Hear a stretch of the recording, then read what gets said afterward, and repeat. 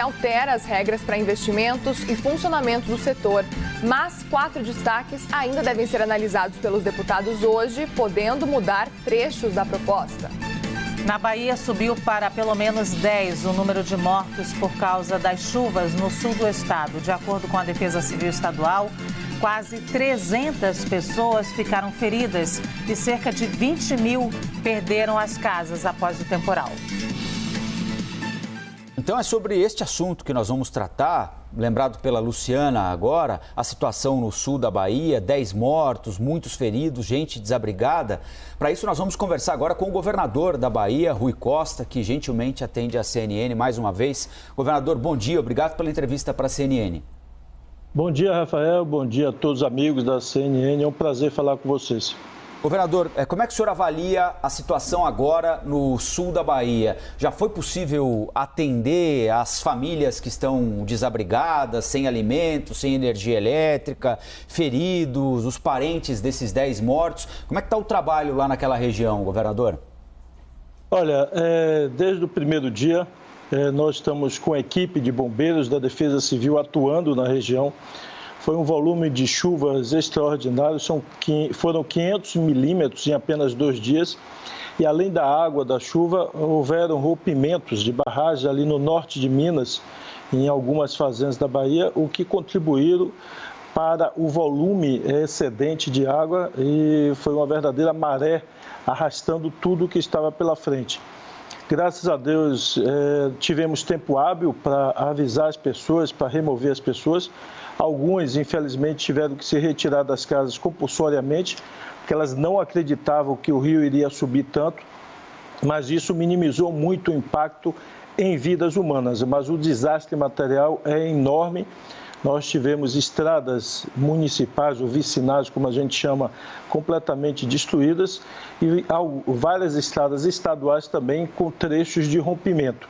Então, o trabalho inicial foi dar assistência às famílias, socorrer pessoas gestantes, pessoas de hemodiálise, pessoas que precisavam de atendimento médico de helicóptero, trazer para a sede da cidade. Então, esse foi o trabalho desde o primeiro dia. E agora é o trabalho de buscar dar assistência e recuperar a infraestrutura. Então, nós estamos pedindo à nossa equipe técnica e das prefeituras que tenham celeridade para fazer o diagnóstico daquelas casas que as pessoas podem ou não retornar, já que a água na maior parte das cidades já baixou e, portanto, agora precisa fazer inspeção de engenharia, inspeção técnica, para verificar se aquela casa tem condições da pessoa voltar ou não, ou se a estrutura dela foi abalada. Esse trabalho está sendo feito desde o domingo, para que a gente possa definir os recursos que serão destinados à reforma das casas que podem ser reformadas e recursos para a construção de novas casas. Os prefeitos já estão buscando áreas mais elevadas onde nós vamos construir as novas casas. E ontem nós enviamos um projeto para a Assembleia Legislativa para permitir que nós possamos fazer várias ações de socorro às famílias e à atividade econômica. Então, nós liberamos recursos subsidiados para recuperar o comércio. São centenas de pequenos comerciantes que perderam tudo e tinham reforçado o estoque para o Natal. Então, nós vamos dar até R$150 mil de empréstimo sem juros, com 12 meses de carência e 36 meses para pagar, para os comerciantes que precisarem de empréstimo até 150 mil. Aqueles que precisarem de mais de 150 mil receberão também um valor, mas com a correção da CDI. E hoje já temos alguns trechos de estradas e pontes já com trafegabilidade, ainda provisória, mas já com trafegabilidade. O nosso esforço é para tirar as comunidades do isolamento. Ainda temos várias comunidades isoladas, porque só em um município, o município de Prata, foram 14 pontes que foram perdidas, arrastadas pela água. Governador, bom dia. Luciana falando aqui. Eu queria pegar da sua frase que o desastre material é enorme e queria trazer também aqui a voz de especialistas que dizem cada vez mais, são categóricos, de que as mudanças climáticas e desastres ambientais já atingem cada vez mais as populações mais pobres e essa é a tendência maior ainda para o futuro. Pessoas que vivem à margem de rios assoreados, vivem perto de áreas desmatadas. Eu queria que o senhor nos ajudasse a conhecer um pouquinho dessa região, saber quem são essas pessoas, se a atividade econômica delas, por exemplo, será afetada, quanto tempo vai demorar para recuperar economicamente essa região que, me parece, já vive um círculo de empobrecimento. Olha, por isso mesmo, nós resolvemos dar esse impulso ao comércio. Essas cidades, elas vivem no extremo sul da produção de frutas, da produção agrícola e da criação de animais. E as cidades maiores da atividade de serviços e de comércio. Então, nós estamos injetando esses recursos nas cidades que foram atingidas pela chuva para recuperar o comércio. Tem pessoas que trabalharam 20, 30 anos e tinham reforçado o estoque para a venda de Natal e perderam tudo, muitas pessoas desesperadas e nós vamos iniciar essa recuperação por essa atividade, mas também nossa equipe de rural já está em campo para também apoiar os agricultores que eventualmente perderam sua infraestrutura, seu galinheiro, seu curral, e nós vamos também abrir uma linha de apoio para essa atividade rural dos pequenos e médios agricultores. Essa é uma região que também tem grandes produtores, mas a gente sempre diz, o grande consegue se virar, consegue se alavancar novamente, o pequeno agricultores que eventualmente perdeu sua infraestrutura, seu galinheiro, seu curral, e nós vamos também abrir uma linha de apoio para essa atividade rural dos pequenos e médios agricultores. Essa é uma região que também tem grandes produtores, mas a gente sempre diz, o grande consegue se virar, consegue se alavancar novamente, o pequeno é que precisa de apoio, de ajuda, e nós estamos buscando acessar essas pessoas. Então, ainda temos comunidades indígenas, comunidades rurais, ainda sem acesso, só com comunicação via helicóptero, onde nós estamos fazendo chegar colchão, cobertor, alimentos para essas pessoas. Governador, o presidente Bolsonaro ele esteve aí no fim de semana sobrevoando as áreas atingidas e tem publicado nas redes sociais diversas ações para socorrer as áreas, as cidades atingidas. Vocês chegaram a conversar em algum momento? Não conversamos. O presidente, toda vez que vem à Bahia, ele sequer avisa que está vindo, ou seus ministros avisam, nem mesmo a parte institucional ou de segurança eles avisam a polícia, sem nenhum aviso. E o presidente, no domingo, foi uma carreata. Ele pousou, tinha mobilizado seus seguidores da região e fez uma carreata em carro aberto para a região. Eu desconheço qualquer recurso ou apoio que o governo federal tenha passado até o momento. O governo do estado só recebeu uma ligação, que foi da Marinha do Brasil, disponibilizando 2 helicópteros, que inclusive trabalharam junto com os helicópteros do governo do estado, resgatando famílias, levando alimentos e mantimentos. E o que o presidente anunciou foi a irrisória quantia de 5 milhões de reais, que na verdade é a liberação do FGTS, que pertence às pessoas físicas. Para o governo do estado, nenhum contato e nenhuma liberação nem de ajuda.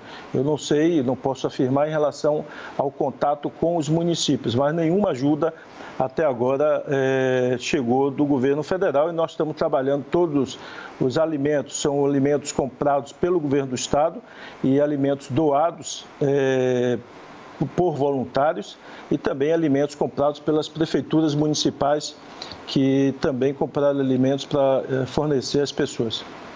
Governador, se a água baixar, continuar baixando como está baixando, se a chuva der uma trégua, em quanto tempo o senhor acha que essa região da Bahia estará minimamente reconstruída? Primeiro, claro, para a sua população local, para a Bahia, mas também levando em consideração, nós estamos chegando ao verão agora, né? Uma região turística absolutamente importante. Muitas dessas cidades têm a economia quase que totalmente baseada no turismo, né? O senhor acha que é um processo muito longo, muito demorado, esse de recuperação mínima da região?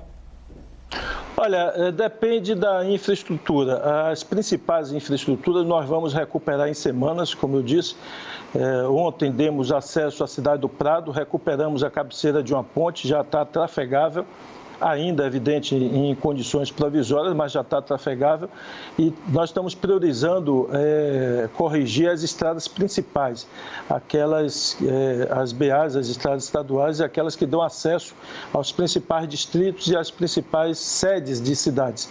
Mas ainda tem um trabalho longo na zona rural das estradas vicinais que conectam ali. Aquela região tem muita comunidade indígena, tem comunidades quilombolas, comunidades agrícolas que ficam isoladas, algumas não necessariamente em baixas, algumas no alto, mas para você chegar lá você tem que passar por lugares baixos que estão alagados, então elas estão inacessíveis e você só pode comunicar até agora com helicóptero. Então, nós estamos com a infraestrutura grande, muitas máquinas contratadas, máquinas dos consórcios municipais, das prefeituras, trabalhando para dar, nesse primeiro momento, acessibilidade. Essa é a palavra, para a gente acessar por terra as diversas comunidades.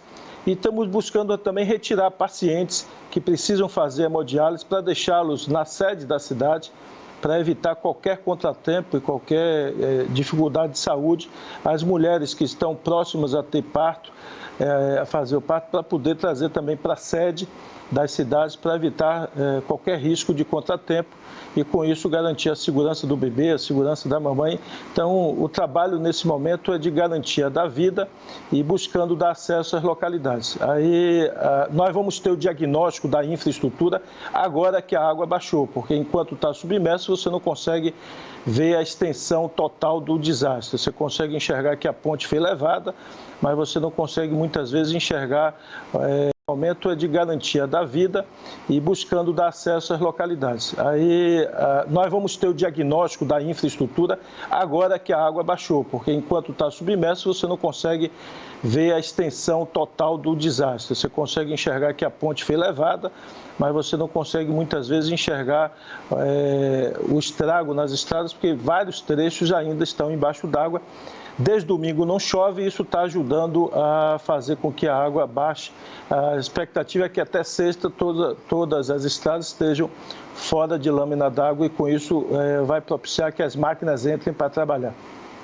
Nós conversamos com o perdão, Luciana. Desculpa, Rafa, não, só uma pergunta ainda para o governador, porque a gente está há 10 dias do Natal, governador, e ontem nós conversamos com uma meteorologista, ela disse que na semana do Natal ainda teríamos chuva por aí no sul da Bahia. Qual é o plano para esses 20 mil desabrigados, principalmente perto das festas, governador? Olha, nós temos, são duas categorias, vamos chamar assim, os desalojados, cujas casas elas permanecem intactas e com condições de retorno. Eles saíram porque as casas foram 2 metros, 3 metros de nível de água. Então, elas saíram, mas a inspeção técnica está verificando uma a uma e muitas delas as pessoas poderão retornar após a higienização. E para isso nós, inclusive, vamos dar um suporte social. Estamos contactando empresas voluntárias que queiram fazer doação de utensílios e o Estado vai complementar comprando. Por exemplo, nós vamos dar um kit básico de geladeira, fogão, colchão para as pessoas que já podem voltar para suas casas, que as casas têm condições técnicas, para essa pessoa poder recomeçar. Eu quero aqui publicamente agradecer a Luísa Trajano, da Magazine Luiza, que doou 2.000 itens, são 500 geladeiras, 500 fogões e 1.000 colchões. A Coelba aqui doou 500 geladeiras e nós vamos garantir uma geladeira, um fogão e um colchão para todas as pessoas que perderam os seus bens de baixa renda naquela região. Então, o que não conseguirmos de doação, o Estado fará a compra e fará a entrega para essas pessoas. Governador da Bahia, Rui Costa, bom dia, obrigado mais uma vez pela entrevista aqui para a CNN. Até uma próxima, governador. Eu que agradeço a oportunidade, muito obrigado. Bom dia. 7h20 agora, a gente vai fazer uma